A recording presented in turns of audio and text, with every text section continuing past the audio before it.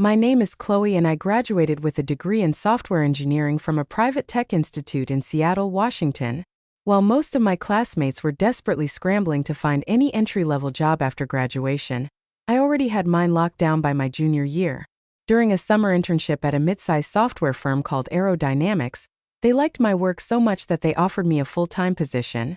The moment I handed in my final project, the starting salary was great, more than enough for me to have moved into a modest studio apartment downtown from my very first paycheck. That had been my fantasy for years, but I didn't move out. One night, while we were having dinner at the kitchen table, my mom looked at me with an expression that mixed affection and anxiety. My dad sat next to her. His shoulders slumped as if he were carrying a weight he didn't know how to talk about.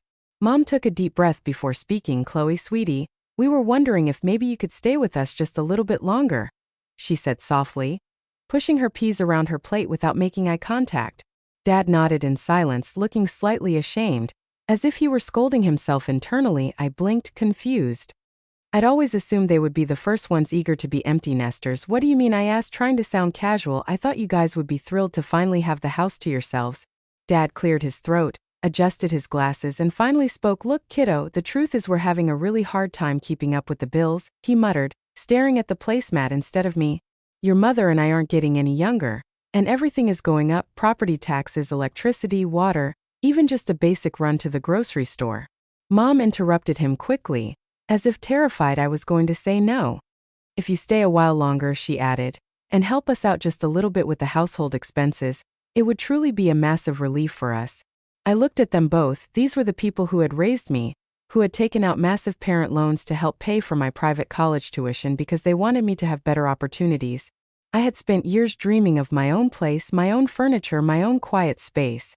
But looking at their worn-out faces, I couldn't say no. "How much would actually help you guys?" I asked, feeling a knot form in my stomach.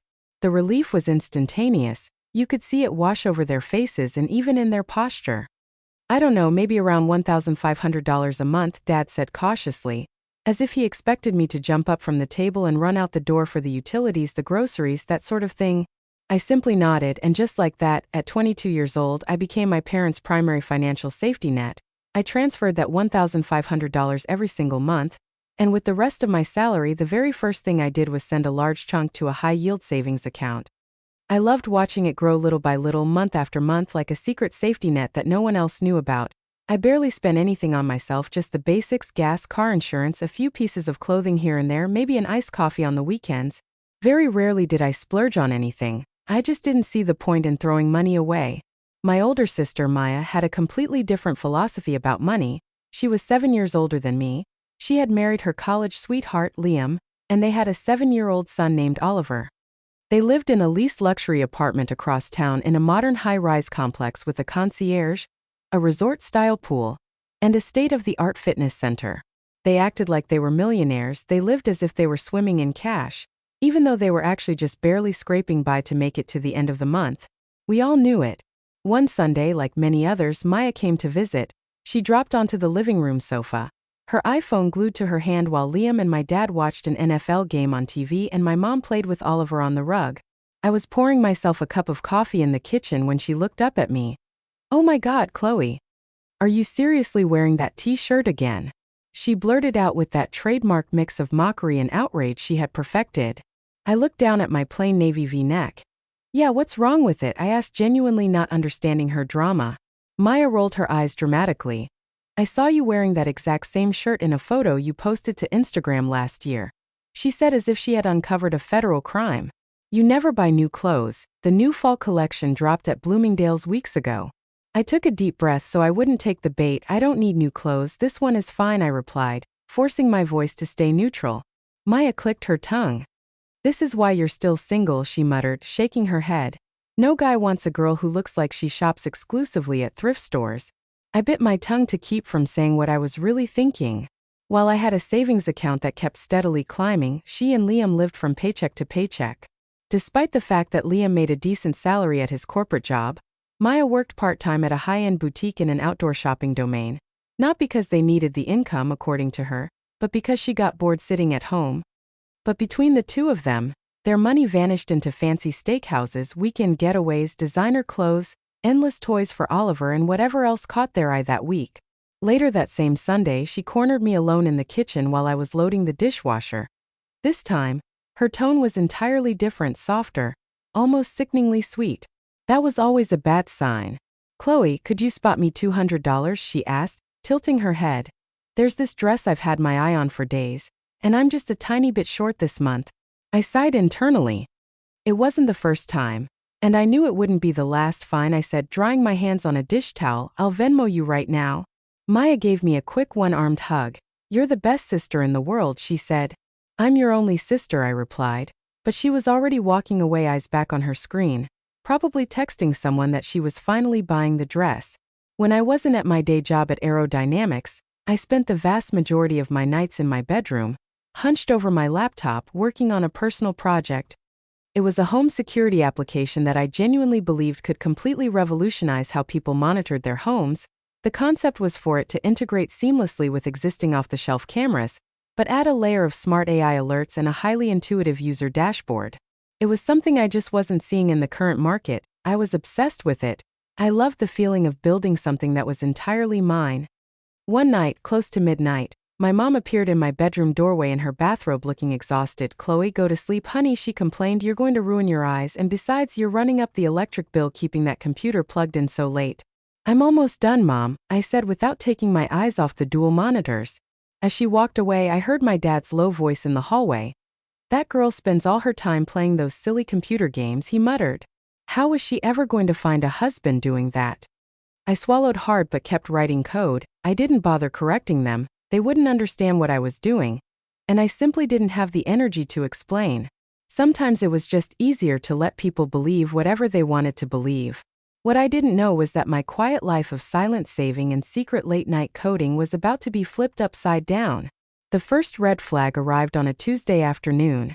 I was coming home from the office exhausted, thinking only about taking a hot shower and working on my app for a couple of hours. As I turned onto our street, I saw my parents' driveway overflowing with cars parked haphazardly. The front door was propped open with a large moving box.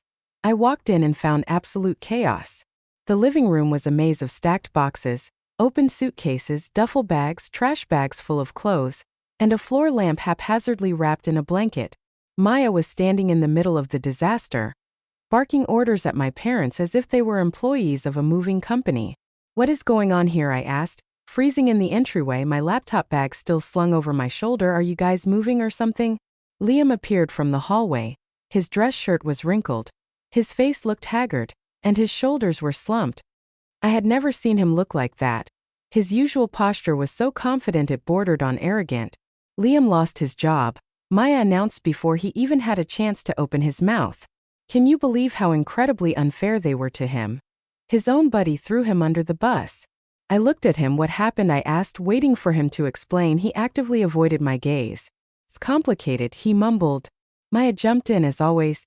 "The company called it creative accounting," she said, making air quotes with her fingers. "He was just borrowing a little bit of money from the company accounts. He was going to put it back." The director, who was supposedly his friend, found out during an internal audit and completely lost his mind. "Are you saying he was embezzling?" I asked slowly. Silence sucked all the air out of the room. My parents exchanged deeply uncomfortable looks. Maya glared at me as if I had just slapped her. "What an awful thing to say," she snapped. "His friend demanded he pay the money back and resign. That is so unfair. A real friend doesn't do that. A real friend understands when you're in a tight spot. They don't stab you in the back." Asking him to resign and return stolen money sounds pretty reasonable, I started to say, but Maya talked over me, raising her voice. I dropped it. It was glaringly obvious that logic had no place in this conversation. I just stood there and watched as my sister took over my parents' house as if she owned the place, shoving boxes wherever she pleased, plopping Oliver on the sofa, ordering my mom around about what to unpack and where to put it. That night over dinner, my mom officially announced what was already painfully obvious. "Maya, Liam, and Oliver are going to stay with us for a while, until they get back on their feet," she said, scooping more mashed potatoes onto Oliver's plate. I nodded in silence, internally bracing myself for what I knew was coming. A nightmare was approaching, and I wasn't wrong. My orderly, relatively peaceful life crumbled almost immediately. Liam managed to land a new job within 2 weeks, But he complained loudly and constantly that they were paying him half of what he used to make. He repeated it at every opportunity like a bitter mantra. Maya kept her part-time boutique job, working the bare minimum hours just so she could claim she was contributing, even though in reality she put almost nothing toward the household expenses. One evening, we were all eating baked chicken that my mom had thrown together from whatever was left in the fridge. Maya took 2 bites, wrinkled her nose and pushed her plate away. "This chicken is so dry," she complained, not even bothering to look at my mom. "Mom, do you even know what seasoning is? We used to eat at Giovanni's every Thursday, and the food was 1,000 times better than this." My mom didn't defend herself. She didn't point out that if Maya missed upscale Italian dining so much she could cook it herself, she just looked down at her plate. "I'm sorry, sweetie," she said quietly. "I'll try a different recipe next time." I kept eating. The chicken was perfectly fine. The dynamic of the house had shifted brutally and instantly. Maya was now the absolute center of everyone's attention and anxiety. Her problems were the whole family's emergencies. Her complaints were top priority issues that had to be fixed immediately, and I was just there in the corner working, paying the bills, and completely invisible. I was nothing but an ATM. One night, I was deep in the zone debugging an algorithm for my app when Maya burst into my room without knocking. She sat on the edge of my bed like she owned it. "I need you to spot me $300, she demanded bluntly. This time, she didn't even attempt the sweet voice. "Oliver needs new sneakers for school, and we want to take him to Wild Waves this weekend. He's been so depressed since we had to move into this place." "Didn't Liam just get paid?" I asked, my eyes fixed on my monitor. "We have other expenses," she snapped, clearly annoyed. "Are you going to help out your nephew or not?" I caved that time. I Venmo'd her the money, fully aware I would never see a dime of it again. But when she had the nerve to ask me for more money the very next week, something inside me genuinely snapped. This time she did it right in the middle of family dinner. Wearing a smug, confident smile, she was dead certain I wouldn't dare tell her no in front of our parents. She was wrong. "Maya, have you considered working full-time?" I asked calmly, setting my water glass down on the table. "I saw a hiring sign in the window of that boutique next to yours at the shopping center. They're looking for full-time key holders." Her face flushed crimson instantly. "I cannot believe how cruel you are," she said, her voice escalating. "You know I have to be available for Oliver when he gets out of school." "But Mom and Dad are here all day," I pointed out smoothly. "They can watch him for a couple of hours in the afternoon while you pick up more shifts." "That is not the point," she shrieked, slamming her napkin down onto her plate and standing up so fast her chair scraped loudly against the floor. "What kind of sister are you?" Liam stood up right behind her, shooting me a venomous glare before following her out of the dining room. My mom shook her head. "Chloe, how could you say that?" she murmured. "Your sister is going through a very difficult time right now." "We are all going through a difficult time," I whispered. But no one was listening. Maya gave me the silent treatment for the entire following week. Honestly, it felt like a vacation. I used the peace and quiet to finally finish my security app. After months of sleep deprivation and weekends tethered to my keyboard, it was finally ready to demo. I was terrified and exhilarated all at once. One afternoon, I requested a one-on-one meeting with my boss, Marcus. I walked into his office carrying my laptop, my palms slightly sweaty. "I want to show you something I've been developing on my own time," I told him. He spun his chair around to face me, intrigued. I hooked my laptop up to his large monitor and started the demo. I showed him how the app integrated effortlessly with standard security cameras, how the AI analyzed motion to distinguish between a person, a dog, or a tree branch blowing in the wind. I demonstrated the customizable alert settings and the incredibly clean, intuitive user interface. Marcus's eyes widened. He was genuinely stunned. "This is incredible," he said, barely blinking. "The UI is flawless, and these algorithms, you built all this by yourself." I nodded, trying desperately not to look too smug. "It's been my passion project for a while now," I replied. Marcus leaned back in his leather chair, looking at me with a new, much more serious expression. "Chloe, this could completely disrupt the smart home security market," he said thoughtfully. "If Aerodynamics owned this IP, we could position ourselves at the absolute top of the sector, especially with our enterprise clients." My heart hammered against my ribs. "I want to make you an offer right now," he continued. "Aerodynamics will buy the total rights to this app for $500,000 and will structure a contract where you retain a percentage of all future licensing royalties. We handle all the marketing and deployment." I sat in absolute silence for a few seconds, fighting to keep my face from betraying the hurricane of emotion inside me.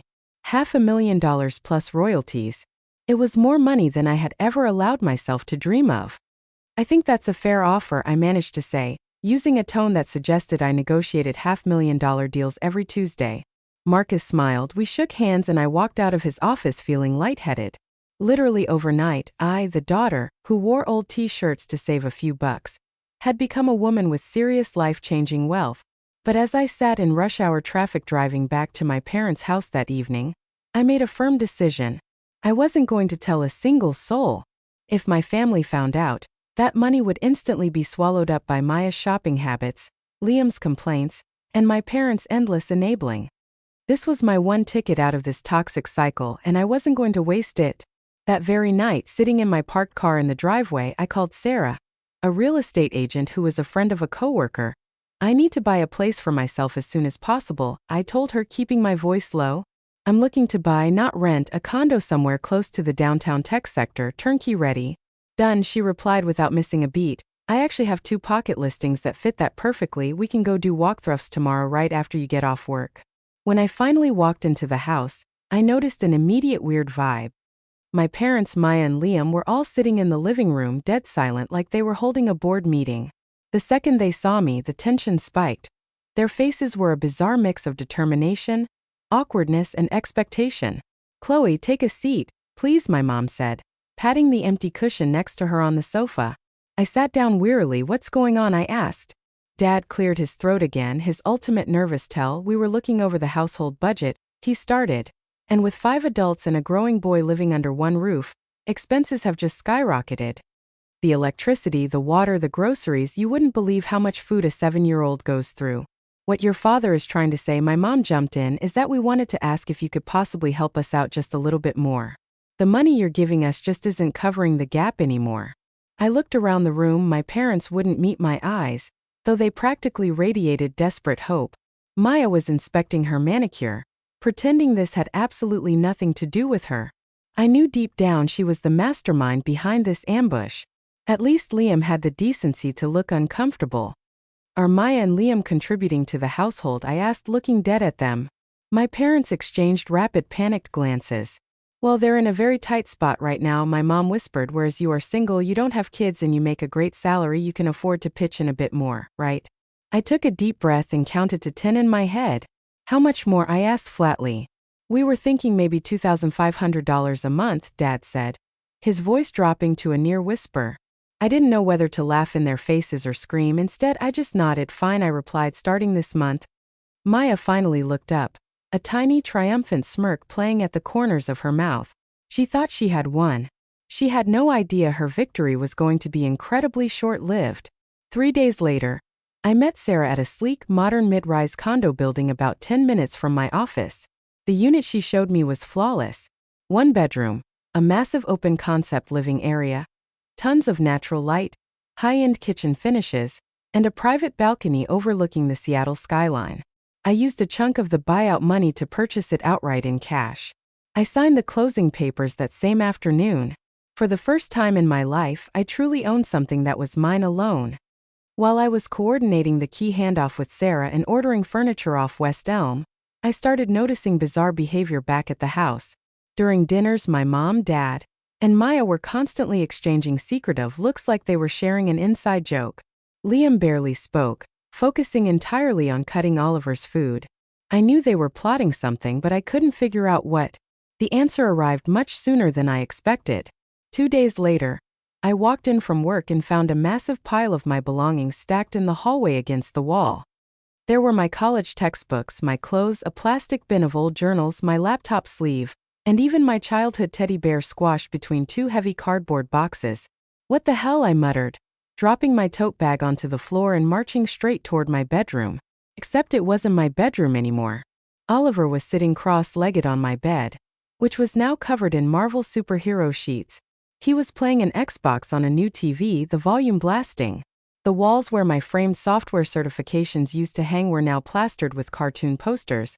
My heavy wooden desk, the exact spot where I had coded the app that just made me $500,000, was gone. In its place was a flimsy plastic kids' table covered in crayons, coloring books, and action figures. Aunt Chloe, look at my new room. Oliver yelled over the video game noise, "Isn't it cool?" Before I could even process it, Maya appeared in the doorway, her arms crossed defensively. "Oh, you're home," she said as if she had been waiting for this exact moment. She didn't even try to look apologetic. "What exactly is going on here?" I asked, forcing my voice to remain level even though I could feel the blood rushing to my ears. "We moved Oliver in here," Maya said with a casual shrug. "He desperately needed the room." "And where exactly am I supposed to sleep?" I asked, staring her down. My mom materialized behind her, anxiously wringing her hands. "Chloe, sweetie," she stammered. "We figured since you're barely ever home, always at the office or glued to your computer screen, you wouldn't mind sleeping on the pull-out couch in the living room for a little while." I looked at my mom, then back at Maya. This time, Maya didn't even try to hide her smug satisfaction. "So, you completely packed up and moved my entire life without even asking me," I said slowly. "We knew you were going to throw a massive fit if we asked," Maya shot back shamelessly. "And Oliver seriously needed the room. The room he was in is practically the size of a closet." "Then why can't I just take that room?" I asked, looking between the two of them. My mom and Maya exchanged that look again. "Well," my mom started nervously, "we thought that room would be perfect as a walk-in closet for Maya. You know how much wardrobe she has. She and Liam just can't fit everything into the master bedroom." I stood there utterly speechless. They had physically evicted me from the room that had been mine since I was a little girl. The room I was currently paying $2,500 a month to live in just so my sister could have a dedicated closet for her designer clothes. My sister, who didn't contribute a single dime to the household. I pictured her Bloomingdale's bags, her expensive heels, and then looked at my childhood bear shoved into a cardboard box in the hallway. Something inside me just clicked off. But instead of screaming or crying, which was exactly the dramatic reaction they were braced for, I just shrugged. "You know what, that's totally fine," I said with a terrifying calm that even surprised me. "I'm not going to sleep on the couch because I'm not staying here." Maya let out a condescending little laugh. "Sure. You're going to move into your imaginary apartment," she mocked. "Grow up, Chloe, we all know you don't have a place to go." "Actually, I do," I replied, holding her gaze. "I bought a condo last week. I was planning to tell you all over the weekend, but you just made the transition incredibly easy." My mom's eyes went as wide as dinner plates, like she had just seen a ghost. "Chloe, you bought a condo," she gasped. "With what money?" "That really doesn't matter right now," I said, turning my back on them and heading toward the stairs. "What matters is that I'm leaving today." I walked down to the living room, pulled out my phone, and called a local moving company. I booked their earliest emergency slot. They offered to send a 2-man crew the following morning at 7 a.m. I accepted instantly. Then I emailed my manager to take a PTO day. While I was making the arrangements, I could feel the weight of my family's stares burning into my back. It was a bizarre cocktail of disbelief, panic, and suppressed rage. "Chloe, you cannot be serious," my dad finally said, walking in from the garage. "I am 100% serious," I replied, hanging up the phone. "The movers will be here at 7 a.m. We can talk about this," my mom pleaded, her voice rising. "If you're that upset about the bedroom, we'll switch it back. Oliver can sleep in our room for a while. It's not that big of a deal." "It's not about the bedroom, Mom," I cut her off. "It's about basic respect. It's about boundaries. It's about the fact that I hand you $2,500 a month to keep this house afloat, and you all still treat me like I'm the least important person in it." Maya, who had been completely silent for several minutes, finally stepped forward. "Wait, did you seriously buy real estate?" she demanded, her brow furrowed in angry confusion. "With what money? You're literally just a junior developer." "I'm not discussing my finances with you," I said coldly. "I'm going to pack up the rest of my boxes." The next morning at exactly 7 a.m., the moving truck backed into the driveway. I directed the crew on which boxes were mine, which pieces of furniture I was taking, and what was staying. As the men hauled my life out the front door, my entire family clustered in the living room, watching in stunned silence. It was like they were witnessing a natural disaster. "Where exactly is this condo?" my dad finally asked while I double-checked the hallway to make sure nothing was left behind. "Downtown near the office," I answered, giving zero specifics. "And how much did it cost?" Maya snapped, her voice dripping with toxic curiosity and deep resentment. "How did you get a mortgage?" I turned to face them. All 4 of them were standing there, looking at me like I was the one committing a crime. "That is none of your business," I said flatly. "You don't need to know everything about my life. You don't need to know what I spend or what I save. We are your family, my mom cried, sounding deeply wounded. Of course, it's our business. Family is supposed to share everything. Sharing goes both ways, Mom, I replied. And in this house, for a very long time, the sharing has only flowed in one direction. What the hell is that supposed to mean? Maya asked offensively. It means I am done being everybody's personal ATM, I said, my voice steady but hard. I am done handing over money that is never enough, that is never appreciated, and that is never used responsibly. So, you're just going to abandon us? My mom asked, tears welling up in her eyes. What's going to happen with the bills, with the groceries? Maya and Liam are grown adults with jobs, I said simply. It's time they actually started paying their fair share. We barely make enough to cover our own debt. Maya protested loudly.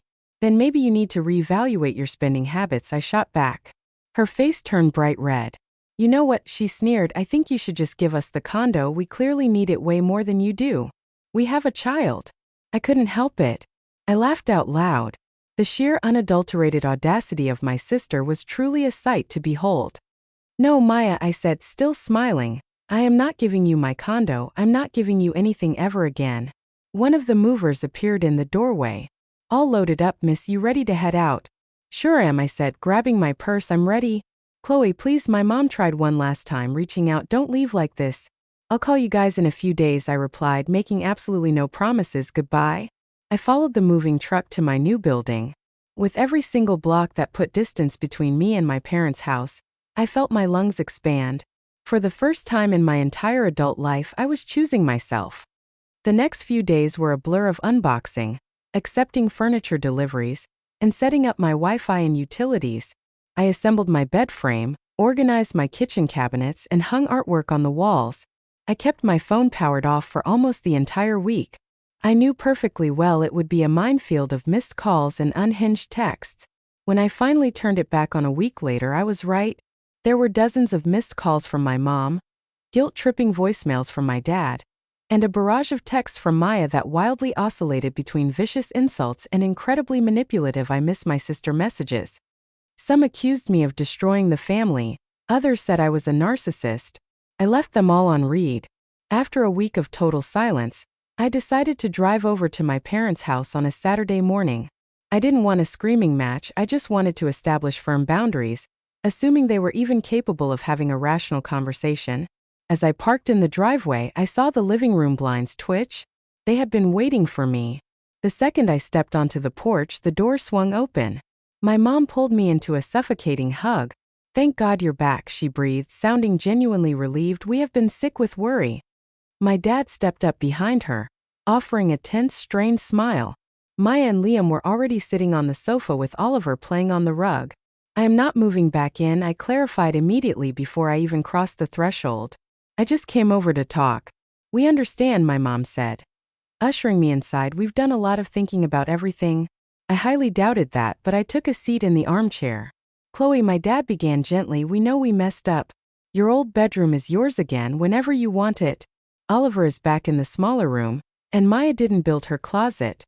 I can easily fit all my clothes and Liam's in my room, Maya chimed instantly. I don't need a whole extra room. I looked at all of them. I appreciate you saying that, I replied calmly, but I'm incredibly happy in my condo.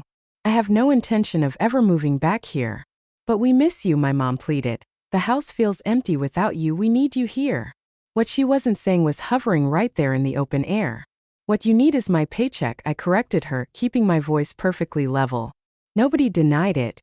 We could work out a compromise, Maya suggested, leaning forward. You keep living in your fancy condo, but you just keep sending us the monthly allowance to help with the bills. Or better yet, Liam, Oliver and I could move into your condo, and you can just take your old room back here. It's a win-win. I had to swallow another laugh. No, Maya, I said firmly. I am not letting you live in my condo, and I am cutting off the monthly payments completely. That is so unfair, she yelled, dropping the act instantly. You are so incredibly selfish. How did you even buy real estate out of nowhere? You're hiding something from us. You've probably been hoarding cash for years while watching us struggle. I took a deep breath. If I wanted them to stop spinning wild conspiracy theories, I had to just drop the bomb. I sold an app one developed, I said clearly. That home security software I've been building every night in my room, the one you all thought was just me playing silly video games. The silence in the room was absolute. My CEO bought the intellectual property from me for $500,000 plus a percentage of all future royalties, I added. $500,000, Liam whispered as if the words physically burned his mouth. My mom clutched her hand to her chest. And why on earth didn't you tell your family, she asked, sounding deeply offended. Because I knew exactly what would happen, I answered without hesitation. You would have instantly found 1,000 reasons why you all deserved that money more than I did. It would have been Maya's debts, Oliver's private school fund, the mortgage, a new car for Liam. No one offered a single word of contradiction. So, you really are just going to turn your back on us, Maya said, putting on a theatrical pout, after everything this family has done for you. I stood up from the chair and looked at them one by one. What exactly have you and Liam ever done for me other than demand money you never pay back? Mock my clothes and physically throw my belongings into a hallway so you could build a closet, I asked. Maya opened her mouth but nothing came out. I am always going to be your daughter and your sister, I said, looking at my parents then at Maya. That doesn't change, but I am officially resigning from my position as your personal bank. As I walked out the front door, I heard the usual chorus of insults trailing behind me. Ungrateful, selfish, heartless. This time they didn't hurt at all. It's been 6 months since that Saturday. I haven't spoken to them. Every once in a while they'll try to reach out, but there is always a thinly veiled request for a loan buried beneath the apologies. Through mutual acquaintances, I've heard they are all still crammed into that house together. They constantly complain about being broke. And now they complain endlessly about how I abandoned them. Nothing has changed under that roof, but my life has changed entirely. My condo is exactly the sanctuary I always wanted it to be. Clean, quiet, and peaceful. My career is skyrocketing. The senior devs at Aerodynamics treat me with a new level of respect since the IP acquisition, even if they don't know the exact dollar amount. The royalty checks hit my account like clockwork every quarter. I've started taking weekend trips across the country, hiking in Montana, and exploring museums in Chicago, things I used to only scroll past on Instagram. I finally upgraded my wardrobe, buying quality pieces that I actually love. Maya would absolutely hate them. I also started dating a guy who genuinely appreciates that I'm pragmatic, that I understand personal finance, and that I plan for the future. I told him my whole story over our third dinner date. He didn't call me selfish or ungrateful. He just told me I was brave for finally setting boundaries. Sometimes late at night, I do wonder if I did the right thing. Guilt is a sneaky thing, it creeps in like a nosy neighbor. I think about my parents, about how stressed they must feel, about the sacrifices they made when I was a kid. But then I remember the way they looked at me when I started making real money. I remember how I morphed from a daughter into a utility. I picture my childhood stuffed animal crushed between moving boxes in the hallway. I picture my bedroom hijacked for a 7-year-old and the spare room measured out for a walk-in closet. I remember handing over $2,500 a month and still being treated like a nuisance. And then the guilt vanishes and the truth becomes crystal clear. It wasn't selfishness. I tell myself this as I lie comfortably in my own bed, in my own home, living my own life. Disclaimer: this video is created for the sole purpose of entertainment.